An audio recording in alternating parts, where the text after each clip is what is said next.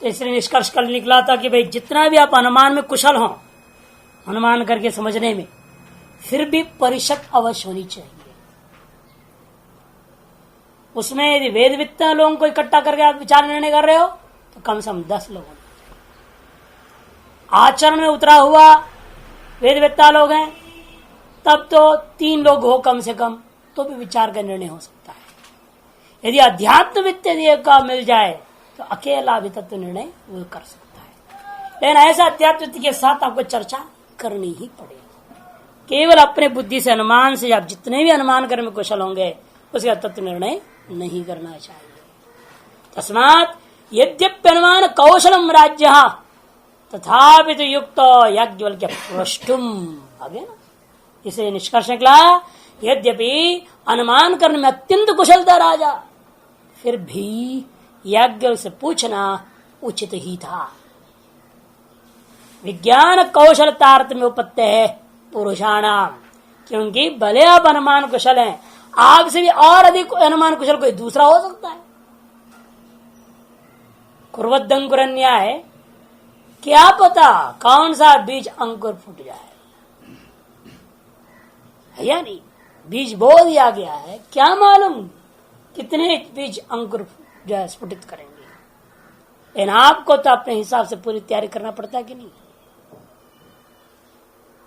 ये तो नहीं सोचेगा भाई 100 बीज बोझा 50 आएगा, उसी हिसाब से हम दवा ला के रखेंगे, यदि कुछ कीड़ा उड़ा पड़ेगा।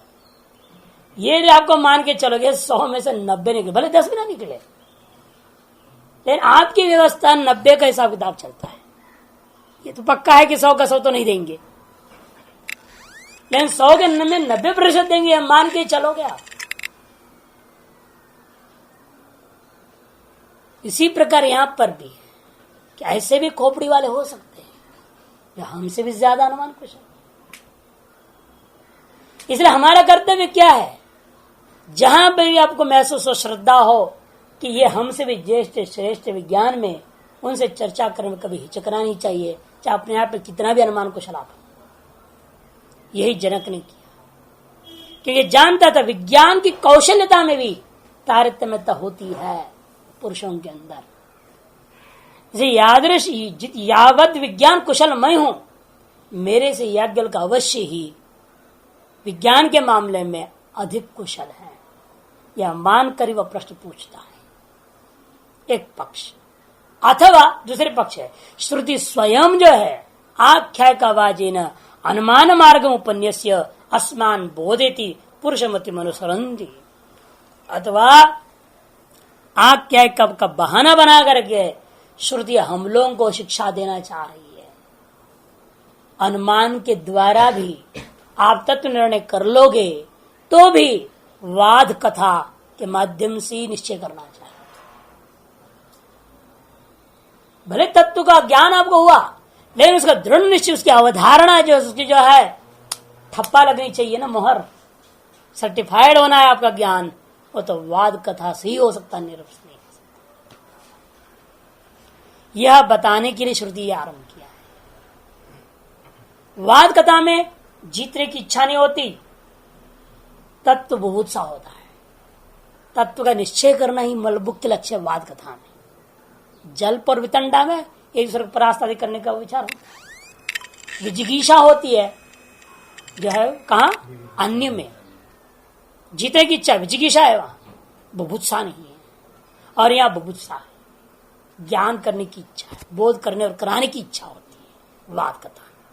इसे पुरुष की मति यही होती है, पुरुष मति संदिग्धार्थम वाद कथैव संगृह्णाति अभिसंधाना श्रुति आह।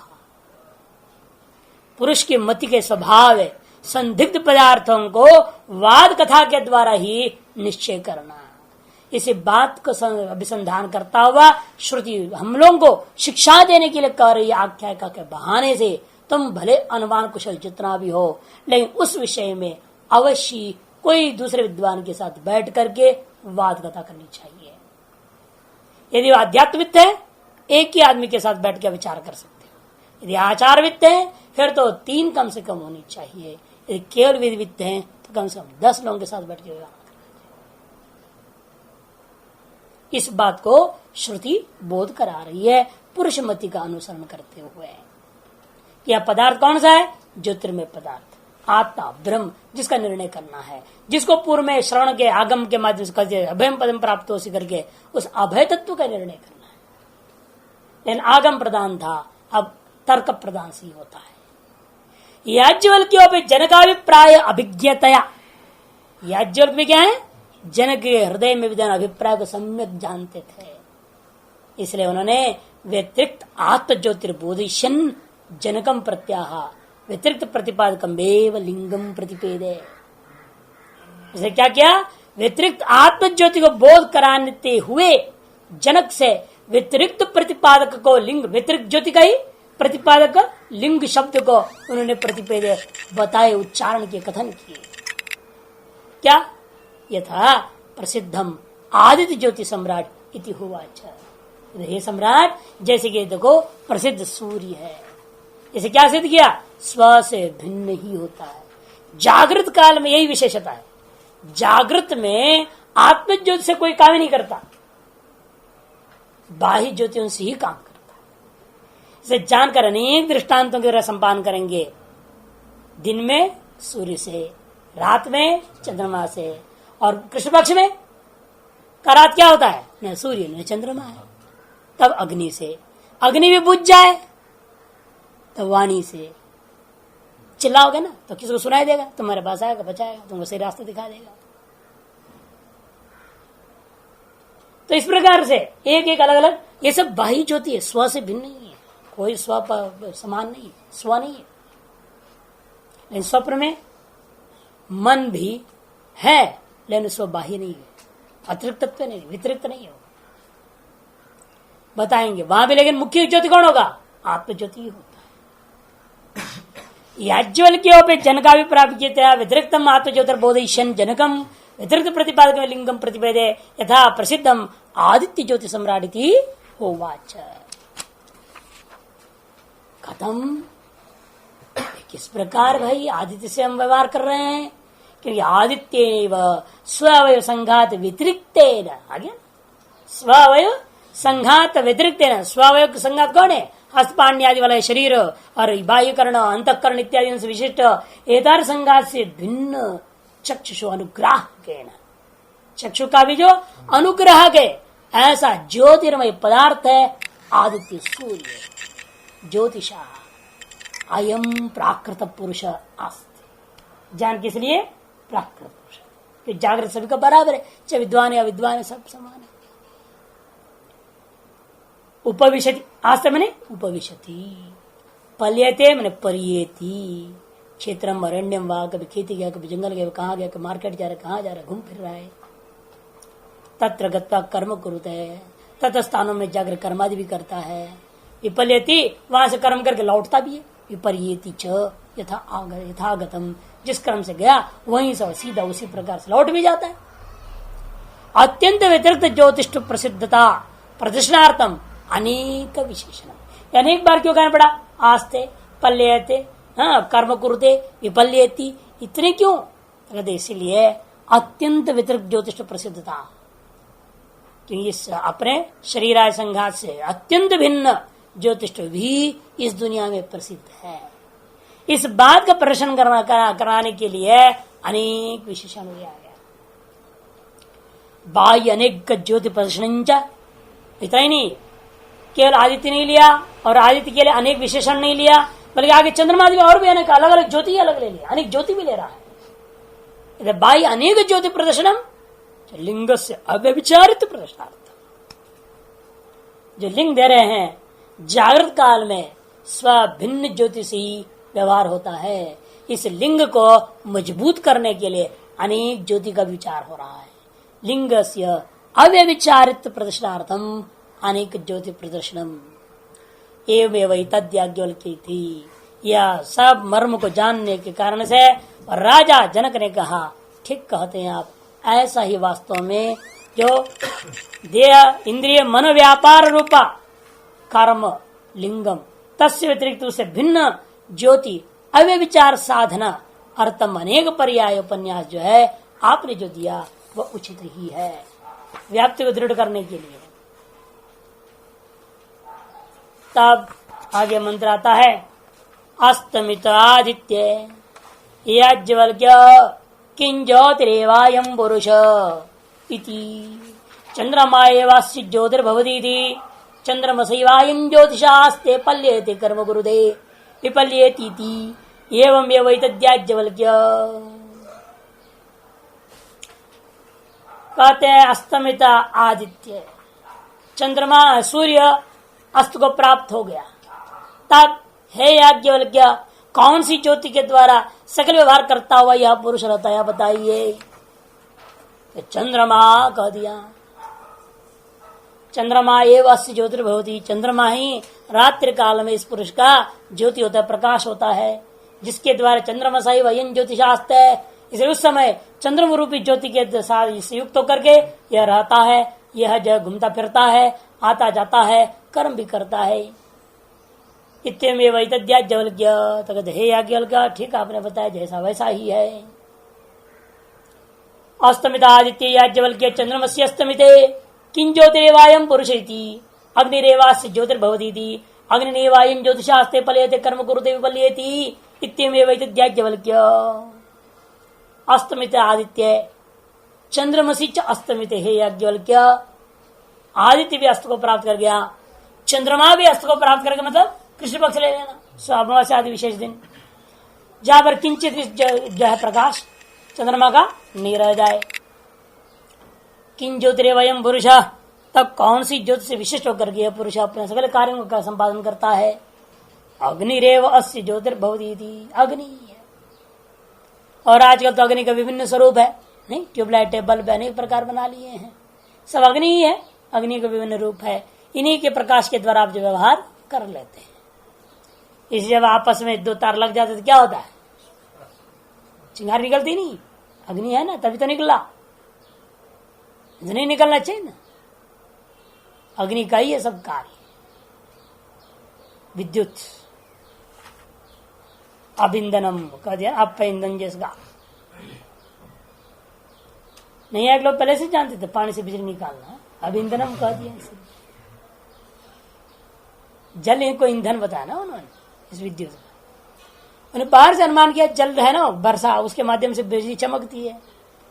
इसलिए जब जल का आप संघर्षण होकर बिजली जहां समग्र प्रकृति से, इसी से यहां भी हम जल को एक संघर्षण विशेष प्रक्रिया अपनाते हैं तो अवश्य बिजली निकलेगी, अनुमान सिद्ध हो गया ना। अग्निरेव अस्य ज्योतिर्भवती थी अग्निना एवं यं ज्योतिषास्ते पल्येते कर्म कुरुते विपल्येति पूर्वत। अग्निरूप ज्योति से बैठा हुआ रहता है, सभी ओर जाता आता है, कर्म करता है, और कर्म करने के पश्चात नियत स्थान पर वापस लौट भी आता है अग्निरूपी प्रकाश की सहायता से। इस पर जनक ने कहा हे याज्ञवल्क्य, यह भी आपने जैसे कहा वैसा ही है। भाष्य देखिए अभी, तथा अस्तमित आदित्य याज्ञवल्क्य किंचितिरेवयं पुरुषेति चंद्रमा एव अस्य ज्योति, स्पष्ट है। अस्तमित आदित्य चंद्रमसी अस्तमिते अग्निर्ज्योति ही, अथवा आदित्य आदित्रय प्रभावत मण्यादि नाम अपनी उपलक्षण। अग्नि से क्या लेना, मणि आदि उपलक्षित करना रात्रि में, मण्यादि नाम भी उपलक्षण तथो भी पुंस प्रवृत्ति दर्शनात्, उसे पुरुष प्रवृत्ति देखने को मिलता है। अच्छा, तब अस्तमित आदित्य याज्ञवल्क्य चंद्रमस्य अस्तमिते शांते अग्नौ किं ज्योतिरेवायं पुरुषेति वागेवास्य ज्योतिर्भवतीति वाच्य वयं ज्योतिषास्ते पल्यते कर्म कुरुदे विपल्येति तस्माद् सम्राडपि यत्र स्वपाणिर्न विनिर्ज्ञायते आद यत्र वागुच्चरति उपैव तत्र नियतिति एवमेव एतद्याज्ञवल्क्य। शांति अग्नि, बारिश हो गया, सारा अग्नि बुझ गया, कुछ नहीं रह गया, क्या करोगे। आदित्य अस्त को प्राप्त कर गया, चंद्रमा भी अस्त को प्राप्त किया, वह अग्नि भी बुझ गई। तब वाग इति शब्द परिक्रियते, वाक ज्योति रहता है, वाक से यहां शब्द ही लक्षित है। शब्देन विषयेण श्रोत्र इंद्रियम दीप्यते, कि शब्द रूपी विषय के द्वारा दूसरे का यह अपना भी श्रोत इंद्रिय दीप्त हो जाता है। श्रोत्र इंद्रिय संप्रदीप्त अर्थ संबद्ध से निकृष्ट सती, दीप्त होने का मतलब क्या, श्रोत रूपी के साथ शब्द रूपी विषय का संबंध हो जाता है। संबंध होने से श्रोत इंद्रिय में शब्द विषय का ज्ञान उत्पन्न हो जाता है। मनसी विवेक उपजाते। फल क्या निकला? मन में विवेक तरस विषयाकार परिणाम हो जाता है। तेन मनस बाह्य चेष्टा प्रतिपदिते। अब उस मन के द्वारा बाह्य चेष्टा का प्रतिपादन करता है। बाह्य शब्दाद्य अनुकूल विषयों का आधार पर वह अपनी क्रियाकलाप को निर्णय लेता, हम किस दिशा में जाए, क्या करें, कैसे करें, सब मनसा हेव पश्यति मनसा शृणुति ब्राह्मणम। इसलिए अन्यत्र का है 1.5.3 में पहले आ चुका है, मनसा ही एव पश्यति मनसा शृणुति ब्राह्मण भाव में पहले आया है।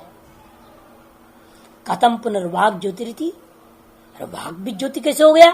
क्योंकि वाचो ज्योतिष्ठम अप्रसिद्धम, क्योंकि वाणी में ज्योतिष्ठता अप्रसिद्ध है। इत्यतः तस्माद् वै सम्राट यस्माद् वाचा, जिसलिए हे सम्राट आपका अपना हाथ भी नहीं दिखाई दे रहा है। इतनी घोर बादल है, भयंकर वर्षा भी हो रही है, आपका अपना हाथ भी सामने दिखाई नहीं देता है। तब शब्द ही काम में आता है और कोई रास्ता नहीं।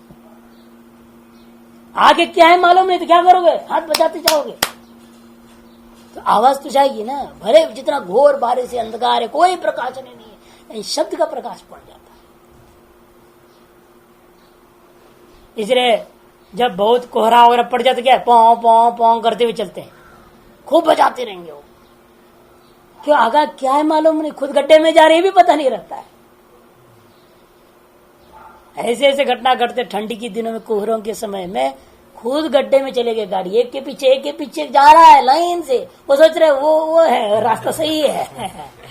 अब जब सब एक चढ़ गए 4 गाड़ी, उसके बाद 5 गाड़ी सड़क पे रह जाती, तब पता लगता रहे तो सब गड्ढे में गए। ऐसा हमने देखा है, तभी बता रहा हूं। एक बार वो होता है ना फ्लाईओवर दिल्ली में, कुछ नहीं दिख रहा, आगे क्या है नहीं पता, एक कार दूसरी कार तीसरी कार जा रहे तो सब जा रहे, और एक के ऊपर चढ़ गई, दूसरा उधर गिरा, फिर तीसरा गिरा उधर, चौथा उधर चढ़ गिर पड़ा। तब आगे वाला कि उसको टकराया और सबको ठेल दिया ट्रक ने। तब पीछे वाले पता नहीं क्यों पीछे क्यों आ रहे गाड़ियां, वो साइड लगाया, तब पता नहीं सब एक्सीडेंट हो रखे। आगे क्या पता नहीं चलता है, शब्द भी कभी भी चल नहीं पाता है, इतनी घनी हो गया शब्द भी आर पार नहीं हो पाए। बताओ, इतनी दुर्दशा हो जाता है। अधिकतर स्थिति यही है, शब्द हमें उस समय रक्षा करता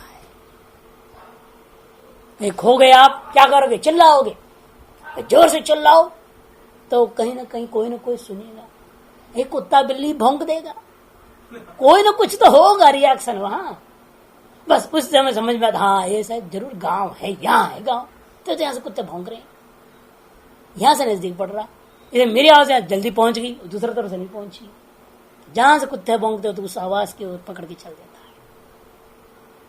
ये शब्द बहुत काम आता है ऐसे समय में, इसलिए शब्द को मुख्यता दिया। ऐसे कार्य पाने स्वयं कि यत्र स्व पाणिर न विनिर्ज्ञायते, जहां अपना हाथ तक नहीं दिखाई देता हो, अतः यत्र वाग उच्चरति, उस समय आपने वाणी को उच्चारण कर दिया, शब्द बोल पड़े, उपैव तत्र नियति, निश्चित आपको वांछ स्थल पर आप पहुंच ही जाओगे। तब याज्ञवल्क्य कहता है, जनक ने कहा एवं याज्ञवल्क्य। भाष्य में चल रहा है, कथम पुनर्वाग ज्योतिर्ति वाग ज्योतिष्णु अप्रसिद्धम इत्यतः तस्माद् सम्राट यस्माद् वाचा ज्योतिषा अनुगृहीतो अयं पुरुष व्यवहरति। हे सम्राट, इसलिए मैं कहता हूं वाणी को भी ज्योति, क्योंकि जिस समय वाणी रूपी ज्योति के द्वारा अनुगृहित होकर के पुरुष अपना व्यवहार करता है, तस्मात् प्रसिद्धम में तद्वाचो, इसलिए यह भी ज्योतिष को प्रसिद्ध मानना ही चाहिए। कथमपि यत्र यस्मिन् काले, इतना जिस समय किसी भी प्रकार से, कथम माने किसी भी प्रकार से, प्रावृषि इसलिए जान के बारिश लिया, घोर बारिश के दिनों में, प्रायण मेघांधकार, प्रायण मेघ और वर्षा कारण से घोर अंधकार व्याप्त हो चुका है। सर्व ज्योति प्रत्यस्त समय, सारी ज्योतियां प्रत्यस्तमित हो गया है। आंधी तूफान साथ में तो क्या करना, बिजली भी काट देते, क्या कर लोगे? स्वोपि पाणी हस्तो न विस्पष्टम पश्यति, अपना खुद का हाथ भी स्पष्ट नहीं दिखाई दे रहा है, तो अगले कदम में क्या, कौन निर्णय लेगा? अत तस्मिन् काले सर्वचेष्टा निरोध प्राप्ति। ऐसे काल में क्या होता है? सर्वचेष्टा निरोध का प्राप्ति हो गई कि बाह्य कोई ज्योति आपको साथ नहीं दे रहा है। क्या करोगे? किनारे में लगा करके चुपचाप बैठे रहना पड़ता है, कई बार घंटों और करना पड़ता है। असम का चिरापुंजी क्षेत्र है और कर्नाटक में जो आप श्रृंगेरी वगैरह का क्षेत्र है, बहुत ही भयंकर वर्षा। ऐसी वर्षा तो 10-10 घंटे रुकने का नाम नहीं होता है। धारा प्रवाह इन्हें कम बेसी हो रहा हो, भयंकर, जिसको अंग्रेजी में कैट्स एंड डॉग्स रेनिंग कहा जाता है। कुत्ते बिल्ली बरस रहे हैं ऐसे कहा जाता है। इतनी भयंकर बारिश, और वाकई में ऐसा विचित्र विचित्र कीड़ा पता नहीं कहां से टपकते हैं। यहाँ वर्षा बंद हो जाए उसके बाद चल नहीं सकते सड़कों पे। इतने लाखों की संख्या में कीड़े मकोड़े विचित्र विचित्र डिजाइनदार रंगदार होते हैं। कभी देखना तो आगुम्बे, कर्नाटक में एक जगह आगुम्बे, श्रृंगेरी से भी ऊपर है पहाड़ों में, वहां चले जाइए, देखिए पता चले कितनी भीषण है। बाप रे, डरेंगे आपको कीड़े ऐसे से देख के डर लगता है, उड़ते भी फटाक से, करते कुछ नहीं शुरू में तो डर लगता है ना, देखने विचित्र है, उड़ के आपके पास आ जाते हैं। आप उसको देखोगे आपके पर आएंगे, वो अब ना देखो तो अपने आप जा रहे हैं चुपचाप, आंख मिलाया फिर वो पीछे पड़ जाए, फुर फुर आगे पीछे घूमते रहे, दिमाग खराब कर देता है। और हजारों की संख्या में, जैसे आप बलगम निकालते हैं ना नाक से, ऐसे ऐसे रंग वो चलते हैं तो पीछे बलगम छोड़ते जाते हैं। विचित्र क्या बनाया भगवान ने, विचित्र माया देख सकते हैं आप उस समय। हजारों के प्रकार की जीव जंतु, आगे क्या कुछ नहीं दिखता है, आगे आदमी खड़ा है, आप इधर खड़े, बीच बारिश, बिल्कुल पर्दा जैसे दिखता नहीं। टकराएंगे तो अरे ये राम लाग लग गया, फिर उसको पकड़ेंगे, अरे भाई इधर जाता, टॉर्च नहीं काम करता, कुछ भी काम नहीं करता, गजब है। और उस रास्ते से आए थे ना, इसलिए नहीं पता था शंकराचार्य जी को, इसलिए बोल रहे हैं कि ऐसा भयंकर बारिश में जब हाथ में सामने दिखाई नहीं देता, तस्मिन् काले सर्वचेष्टा निरोध प्राप्त, बाह्य ज्योतिष अभाव, बाह्य ज्योति एक भी उपलब्ध नहीं है, तब यत्र वागुच्चरति श्वावा भजति गर्दभवा रोती। जब आप चिल्लाओगे ना, कोई कहीं ना कहीं कोई कुत्ता भौंकेगा, या गधा जो हिनाएगा, या घोड़ा हिनाएगा, कोई ना कोई कुछ न कुछ होगा। उपाय वतत करने तुरंत आपकी दिमाग काम करता है, आप उस दिशा की ओर भागते हो और अलग जगह पहुंच जाते हो। तेन शब्देन ज्योतिषा, कैसे जा रहे हो? वहां पर शब्द रूपी ज्योति के सहायता से आप जा रहे हैं। श्रोत्र मनसो निरंतरियम भवति, श्रोत्र और मन की निरंतरता संबंध बना हुआ है, अतएव शब्द के आधार पर मन काम करता है और उसको उस दिशा से ले चलता है। तेन ज्योतिषकारित्व वाक प्रतिवित है, इसके द्वारा ज्योतिषकारित्व वाक में भी सिद्ध माना जाता है। तेन वाचा ज्योतिषा उपन्येति एवं उपन्यत्येव उपगच्छत्येव, इसलिए वाणी रूपी ज्योति के द्वारा ही वह अवश्य ही जाता, ये अर्थ क्रियाकलापों को करता ही है। तत्र सन्निहित भवते, वांछित देश में सन्निहित हो जाता है, पहुंच जाता है उस जगह पर। तत्र च कर्म कुरुते, यहां तक। हाँ, एक बात ध्यान रखना, अभी अगले मंत्र में जा रहे हैं ना, छठे में जाएंगे, ये पांचों का समाप्त हो रहा है भाष्य। दूसरे मंत्र से लेकर पांचवें मंत्र तक जागृत की विचार है। अब अगले मंत्र से स्वप्न का विचार आरंभ होगा। 2, 3, 4, 5, इन 4 मंत्रों में 4 पर्यायों के द्वारा, 4 बाह्य ज्योतियों के द्वारा सिद्ध करता है कि जागृत काल में सदा हम बाह्य ज्योति से ही व्यवहार करते हैं। ये सिद्ध हुआ। फिर 6 से 8 तक 3 मंत्रों से स्वप्न का विचार आएगा। इसलिए स्वप्न अलग लेना पड़ा, क्योंकि वो अनुमान करेगा, वो कहेगा जैसा जागृत में सकल व्यवहार स्व भिन्न स्व व्यतिरिक्त प्रकार से हुआ था, इस स्वप्न में भी सकल व्यवहार स्व भिन्न स्व व्यतिरिक्त ज्योतिष ही होता है, ऐसा अनुमान करेगा। तब याज्ञवल्क्य कहता है नहीं नहीं नहीं, जागृत में जैसा स्व व्यतिरिक्त स्व बाह्य ज्योतिष हुआ, स्वप्न में स्व व्यतिरिक्त है लेकिन स्व बाह्य नहीं, और सुषुप्ति में स्व व्यतिरिक्त भी नहीं, स्व बाह्य ही नहीं, स्व ही है। उसको ले जाना है ना स्टेप बाय स्टेप। इसलिए तत्र च कर्म कुरुते विपल्यति इत्यादि पूर्ववर्ती अर्थ समझ रहा है। तत्र वाक् ज्योतिषो ग्रहणम गंधादि उपलक्षणार्थम, वाक जो यहाँ पर वर्णन किया गंधादियों का उपलक्षण समझो। कहीं से बढ़िया पकौड़ी छन रहा है, बरसात का दिन है तो छानते ना लोग, पकौड़ी उकड़ी बनाते, हलवा बना देते हैं, उसकी सुगंध आ रहा है तो समझेंगे ओहो ये रास्ते में जाओगे तो जरूर और कुछ पकौड़ी तो मिल जाएगी, जहाँ गंध आ ही रहा है तो उसको पकड़ के चल दोगे आप सीते ही है? इसलिए वाक्य का तात्पर्य शब्द मात्र नहीं लेना, सुगंध भी लिया जा सकता है। लेकिन दिशाओं से सुगंध आता है, उस सुगंध का जो अनुसरण करते जाओ गांव में पहुंच जाओगे, भटकोगे नहीं। ये विशेषता है। इसे कहते गंधादि अपनी समझ लेना। गंधादि नाम उपलक्षणार्थम, रूप को छोड़कर बाकी सब ले सकते हैं ना। रस है, गंध है, स्पर्श है, स्पर्श भी हो सकता है। गाय का पूछ पकड़ लिया, गो पुच्छन्या है, गाय का पूछ पकड़ लिया, स्पर्शित तो है, और गाय चल रही है, भले गाय नहीं दिख रही, पूछ तो पकड़ में आ गया, वह काम हो गया, और बस चलते रहो। स्पर्श, बस स्पर्श ध्यान में रखना है, कहीं ऐसा ना होकर और चीज पकड़ लिया, कहीं और जाओगे। गाय जंगल वो क्या जाएगी नहीं, वो डर के हमारे अंधकार जाओ, कोई इतनी भयंकर अंधकार में गाय जंगल जाएगी, वो तो भागेगी गांव की ओर अपने आप। यही तो गाय की विशेषता है। अंधकार हो नहीं लगता, अंधकार हो ही है पूरा, तो फिर कहना ही क्या।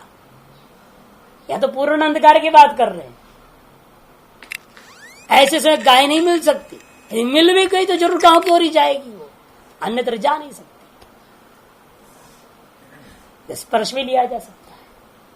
इसलिए आदि कहते गंधादि न उपलक्षणार्थम, गंधादि ग्रहणादिशु अनुगृहितेषु प्रवृत्ति निवृत्त्यादि भवन्ते। ग्रहणादि जो अनुगृहित होते हैं प्रवृत्ति निवृत्त्यादि अवश्य हो सकते हैं। तेन तैरपि अनुग्रह भवति कार्यकरण संघातस्य, इसी से जना तैरपि उन इंद्रियों के द्वारा अनुग्रह भवति, अनुग्रह हो जाता है कार्यकरण संघात के प्रति। एवमेव याज्ञवल्क्येति, तब उसने कहा जनक ने, ठीक आप जैसे के हैं बिल्कुल उसी प्रकार हमें जागृत में अनुभव में आता है। इसे जागृत के विषय में जो कुछ भी आपने कहा और बिल्कुल हमारे मन में सटीक बैठ गया। अब स्वप्न के बारे में जो कहेगा थोड़ा उसमें खटपट होएगा, थोड़ा शास्त्रार्थ आरंभ चलेगा, मानने को तैयार नहीं कि वहां पर भी आप गाड़ी घोड़ा सब देख रहे हैं ना, वो सोचेगा वहां भी बाहर लाइट है, वहां भी सूर्य दिख रहा है, वहां भी सब दिखता है, चंद्रमा दिखता है, सब कुछ दिखता है। स्वप्न में दिखता है, स्वप्न में तो सारी चीज जैसे यहाँ दिख रहे वहां दिख रहे हैं। इसलिए कहेगा नहीं हम वहां तो आत्म ज्योति हम नहीं देख रहे हैं, वहां भी हम बाहर ज्योति से ही देख रहे हैं। वही समझाना मुश्किल है कि वहां स्वयं ज्योति, बाह्य ज्योति नहीं है, स्वयं ज्योति से काम हो रहा है। वहां भी कमरे में जाके लाइट ऑन करोगे, पंखा को ऑन करोगे, स्वप्न में भी करते होगे ना, क्यों करना? स्वप्न में हम लाइट क्यों ऑन करेंगे, क्या जरूरत है? जब आत्म प्रकाश से प्रकाशित हो रहा है तो कमरे का लाइट क्यों ऑन करना है? वहां ऑन करते हैं, इसका तो जरूर वहां भी स्व से भिन्न प्रकाश का जागृत ऐसा अनुमान करना चाहेगा, तब उसका खंडन करते अगला मंत्र आरंभ होता है। अस्तमित आदित्य अज्ञवल्क्य चंद्रमस्य अस्तमित शांत अग्नौ शांतयम वाची, सारी इंद्रियां शांत के सो गए हैं, तब किं ज्योतिरेवयं पुरुषेति आत्मा एव ज्योतिर्भवति थी, आत्मा एवं ज्योतिषास्ते पल्यते कर्म कुरुते विपल्येति। वहां भी कर्मादि बता रहे, इसलिए स्वप्न गार से शब्द न पल्यते कर्म कुरुते आस्ते कर नहीं बनेगा। वो कहता है आदित्य भी अस्त को प्राप्त हो गया, चंद्रमा अस्त को प्राप्त हो गया, अग्नि शांत हो गया, वाणी भी शांत हो गया, तो सारी इंद्रियां शांत हो गई, हम सो गए हैं। लेकिन वहां सब व्यवहार भी कर रहे हैं, सोते हुए हम सारे व्यवहार कर रहे हैं।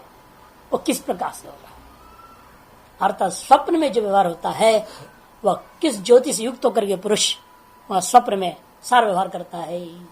आत्मा एवं ज्योति ही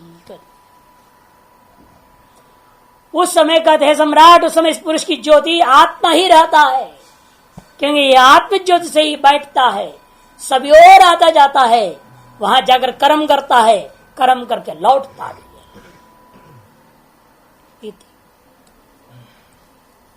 शांतायम पुनर्वाची गंधायशु च शांतेषु बाह्येषु अनुग्राहकेषु सर्वप्रति प्राप्त अस्य पुरुषस्य। जब वाणी भी शांत हो गई, अर्थात गंधादि जितने भी हैं संभावित प्रकाश सब शांत हो चुके हैं, अर्थात बाह्येषु अनुग्राहकेषु शांतेषु, बाह्य जितने भी अनुग्राहक थे आपका व्यवहार के लिए, सब अनुग्राहक शांत हो रखे हैं। सर्व प्रवृत्ति निरोध प्राप्त, सकल प्रवृत्ति का निरोध से प्राप्त हुआ। किसका? इस पुरुष का। सारी प्रवृत्तियां समाप्त हो जाती है। ये तो दुक्तम भवती। यहाँ पर एक बात कही गई है, क्या? जागृत विषय ही बहिर्मुखानि करणानि चक्षुरादिनी आदित्य ज्योतिर्भिर अनुगृह्यमाणानि यदा तदा स्फुटतर संव्यवहार अस्य पुरुषस्य भवति। ये स्पष्ट किया। स्फुट अत्यंत स्पष्ट व्यवहार है जागृत में आपका, अत्यंत स्पष्ट। रोज उसी आश्रम में जाते हैं जहां से आए हैं, जहां रहते हैं। ऐसा नहीं होता कभी इधर से आकर उधर चले गए, उधर गए, उधर से उधर चले गए, तो फिर मुश्किल हो जाएगा। पुस्तक कहाँ मिलेगा? यहां से जाएंगे भागवत पुस्तक लाएंगे ना, यहां से जिस आश्रम में हो से आए हो वही नहीं जाओगे, कहीं और चले जाओ, फिर क्या हो? वहां भागवत रहेगा तुम्हारा, नहीं ला पाओगे। वहां इसको छोड़ दो, फिर वहां से कहीं और चले गए, सवेरे वहां से उठ के कहीं और से आ गए, सारा काम खराब हो जाएगा। नहीं, जागृत व्यवहार इतना स्पष्ट है, आप अपना कुर्ता भी नहीं बोलते, कोई चीज ये मेरा तुरंत। 10 दिन बाद मिल गया तब भी मेरा, 10 दिन खो गया था, वो खोया वो बात को भूलता नहीं है। ऐसा संस्कार है जागृत का। 10 दिन के बाद पेंसिल के कोना पड़ा हो जाएगा, अरे मेरा पेंसिल है, कैसे पकड़ता है। जागृत का व्यवहार इतना स्पष्ट और इतना दृढ़ है। कारण क्या है? क्योंकि वहां हमारी इंद्रियां बहिर्मुख होती है। बहिर्मुखानि करणानि चक्षुरादि। बहिर्मुख जो कर्ण चक्षुरादि क्या कर रहे हैं? आदित्यादि ज्योति भी अनुगृहीय माणानी, आदित्यादि प्रकाश से अनुग्रहित होकर के जब रहते हो तदा उस जागृत विषय में स्फुट तरह संव्यवहार हो, अत्यंत स्पष्ट व्यवहार जागृत का इस पुरुष के अंदर होते रहता है। इसलिए वहां संस्कार इतना मजबूत होते हैं, वहां फोटोग्राफी मजबूत होता है। जो देखा, जो समझा, अहम मम रूप में ग्रहण कर लिया, वो अंदर बैठ जाता है।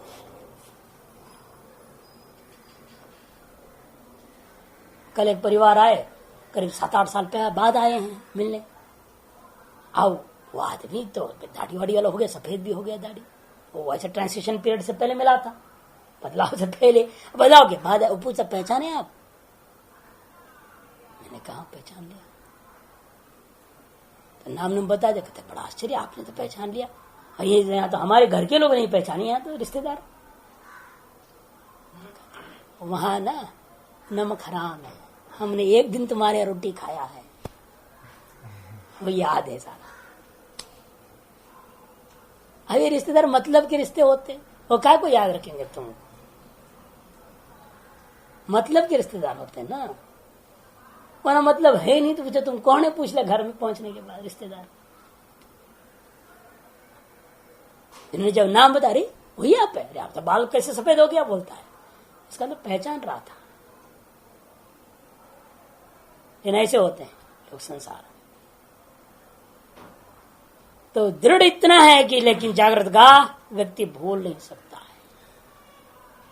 एवं तावत् जागृत स्वाय संघात व्यतिरिक्त नैव ज्योतिष ज्योतिष कार्य सिद्ध पुरुष से दृष्टा। ये सामान्य व्याप्ति बन गया।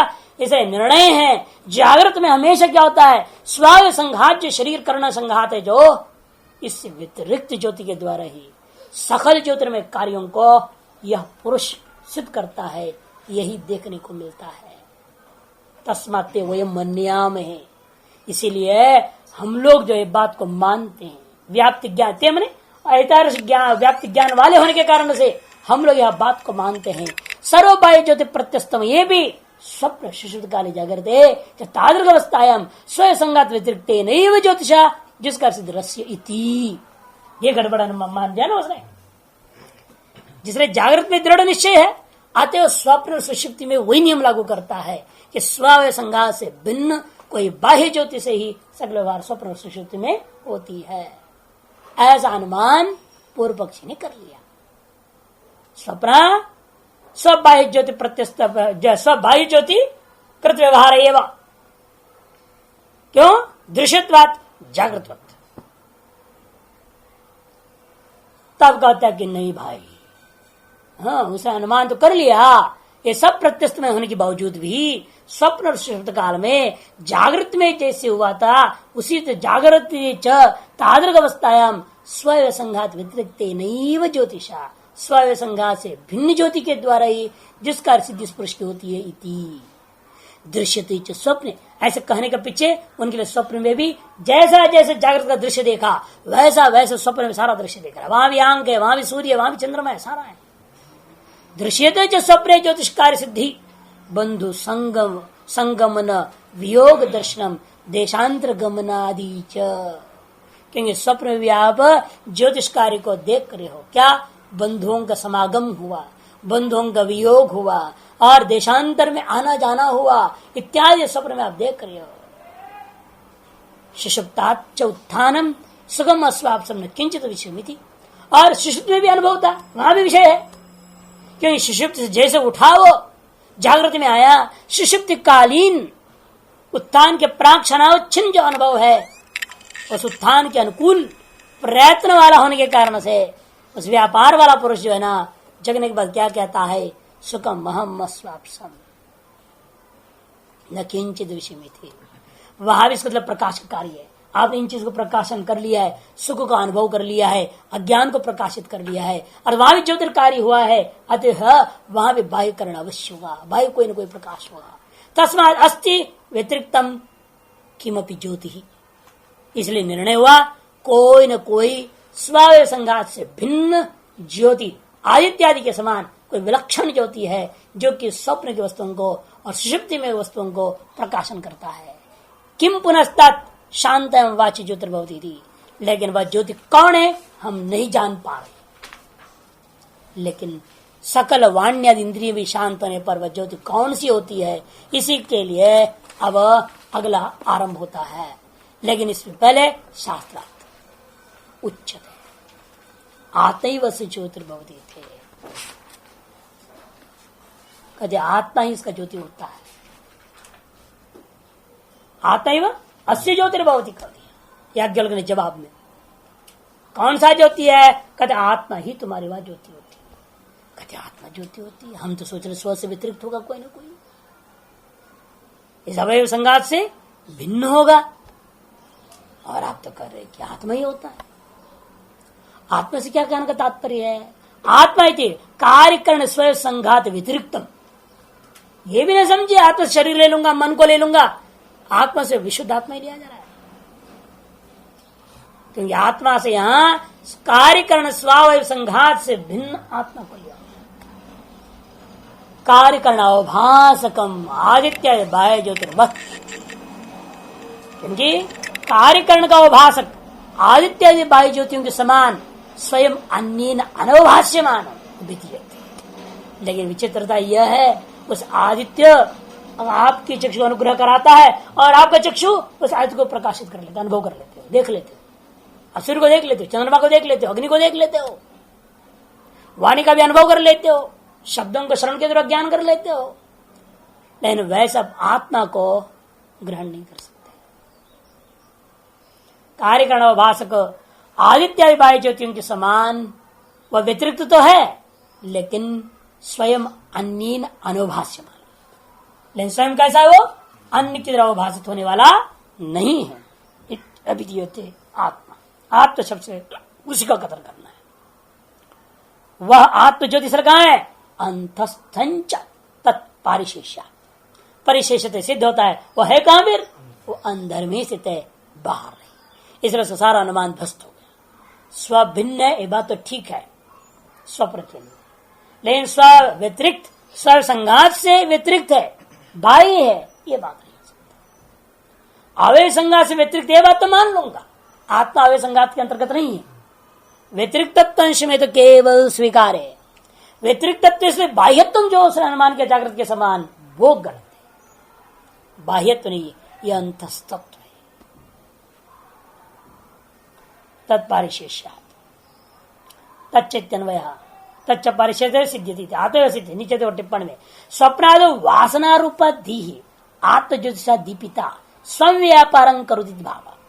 स्वप्नाद में क्या है? वासना रूपी बुद्धि आत्मज्योति के द्वारा प्रकाशित होकर के स्वव्यापारम करोति। भावी करण तो है कौन? वासना रूपा बुद्धि, मन करण तो है, लेकिन प्रकाश कौन है? उस कर्ण को मदद करने वाला ग्राहक, जैसे चक्षु को अनुग्रह करने वाला सूर्य आदि थे बाहर में, लेकिन स्वप्रज्ञाशील क्रियाकलाप में हमारे बुद्धि रूपी कर्ण का अनुग्रह करने वाला बाह्य कोई ज्योति नहीं है। वो तो आत्मरूपी ज्योति की कृपा से बुद्धि सारा प्रकाशन करता है। इसलिए कहते बुद्धिवृत्ति बुद्धि आत्म ज्योतिषा दीपिता संव्यापार करती भाव कोशो व्यापार बुद्धि इत्याशय स्वप्नादि भाविन्य स्मृति इच्छादि वृत्तय। स्वप्नादि के पश्चात भावी जो स्मृति है, इच्छा आदि है, वे समझो। सर्वा इत्यादि ना समाहितम वार्तिके, इस वार्तिककार ने विस्तार से समझाया हुआ है। कार्यकरण व्यतिरिक्त तत् तावत सिद्धम, इसलिए वह सिद्ध हो गया, वह आत्मा कार्यकरण संघात से भिन्न है।